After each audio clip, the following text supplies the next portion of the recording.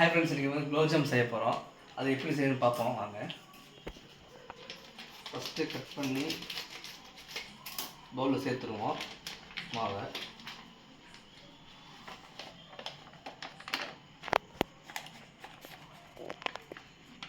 சேர்த்துட்டு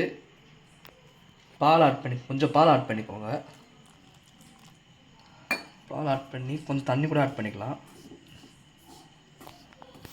சப்பாத்தி மாவு அன்றைக்கி பிணைஞ்சிக்கலாம்.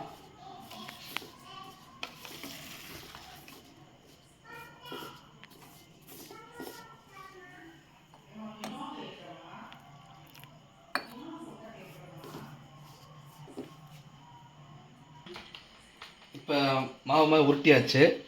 இது வந்து 10 நிமிஷத்துக்கு அப்படியே ஊற விட்டுருங்க. ஊறினா தான் கரெக்டாக இருக்கும்.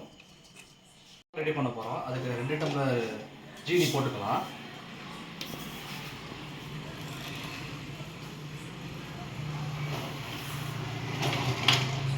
இப்போ இது தேவையான தண்ணி ஆட் பண்ணிப்போம்.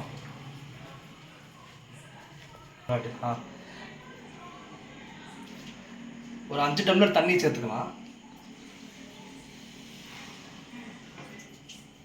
இப்போ நம்ம தண்ணி சேர்த்தாச்சு. நல்லா கிண்டி விட்டுக்கோங்க பாகு. இப்போ ஜீனி பாகு நல்லா கரைஞ்சிருச்சு. ஜீனி நல்லா இப்போ வந்து அது ஏலக்காய் சேர்த்துக்கோங்க. ஏலக்காய் சேர்த்துட்டு ஒரு கொதி வரும், ஸ்டவ் ஆஃப் பண்ணிடலாம். சைடில் பாகு தயாராகிட்டோம். ஃபஸ்ட்டு நம்ம சைடில் போட்டு வச்சுருந்த மாவை இப்போ ரெடி பண்ணி வச்சுருவோம். நல்லா அது ஊறிடுச்சு. இப்படி சின்ன சின்னதாக அழகாக எடுத்து வச்சுருக்கேன். நல்லா உருட்டிடுவோம்.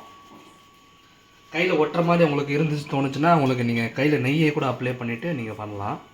எனக்கு எங்கள் பதம் கரெக்டாக இருக்கனால நான் அப்படியே ரெடி பண்ணுறேன்.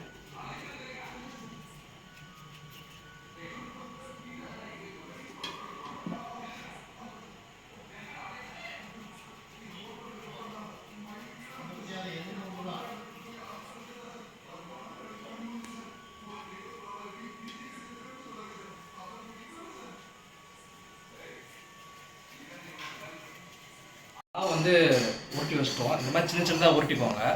பெருசாக உருட்டினீங்கன்னா பாவில் போடும்போது உப்பி பெருசாக வந்துடுமா. ஸோ நீங்கள் இப்படி போட்டுக்கோங்க. மோஸ்ட்லி ரீஃபைண்ட் ஆயில் யூஸ் பண்ணுங்கள். நல்லெண்ணெயோ கடலெண்ணெயோ யூஸ் பண்ணாதீங்க. ஏன்னா நல்லெண்ணெய் கடலை யூஸ் பண்ணும்போது நம்ம சாப்பிடும்போது வந்து நல்லெண்ணெய் கடலை வாடை தான் வரும். நமக்கு குலோப் ஜாம் ஃபீலே இருக்காது. ஸோ நீங்கள் மோஸ்ட்லி ரீஃபைண்ட் ஆயில் யூஸ் பண்ணிக்கோங்க.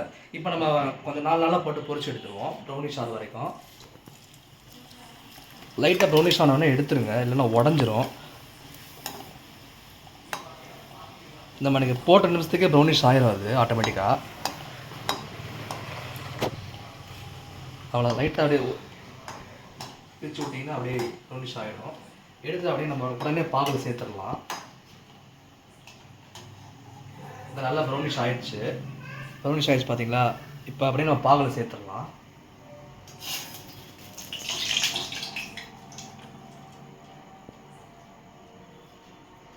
இங்கே பாருங்களேன், போட்டேன். நல்லா ஊறணும். அது நம்ம எல்லாமே பொரிச்சு எடுத்தாச்சு. பொரிச்சு பாகுக்குள்ளே வச்சாச்சு. பாகில் மேலாப்புல நிற்கிற மாதிரி தான் இருக்கும். லைட்டாக அது உடையாமல் அமுக்கி விட்டு உள்ளே நல்லா ப்ரெஷ் பண்ணி விட்டுருங்க. உங்களுக்கு இப்போயே தெரியும் பாருங்களேன், நான் சொன்னேன்ல ஸ்டார்டிங்கில் பெருசாக உப்பி வரும்னு சொல்லிட்டு நான் எவ்வளோ சின்னதாக போட்டேன். இங்கே எவ்வளோ பெருசாக இருக்குது பார்த்தீங்களா? இதெல்லாம் பெருசாகிடுச்சு நல்லா. இப்போ நான் கடைசியாக போட்டு உப்பி வந்துடும். ஒரு ½ அன் ஹவர் இந்த பாகில் நல்லா ஊற வச்சுருங்க. ஊற வச்சு எடுத்து சாப்பிட்டிங்கன்னா நல்லா சூப்பராக இருக்கும். நம்ம அப்புறமேட்டு பார்க்கலாம். ஒரு 1/2 மணி நேரம் ஆகட்டும்.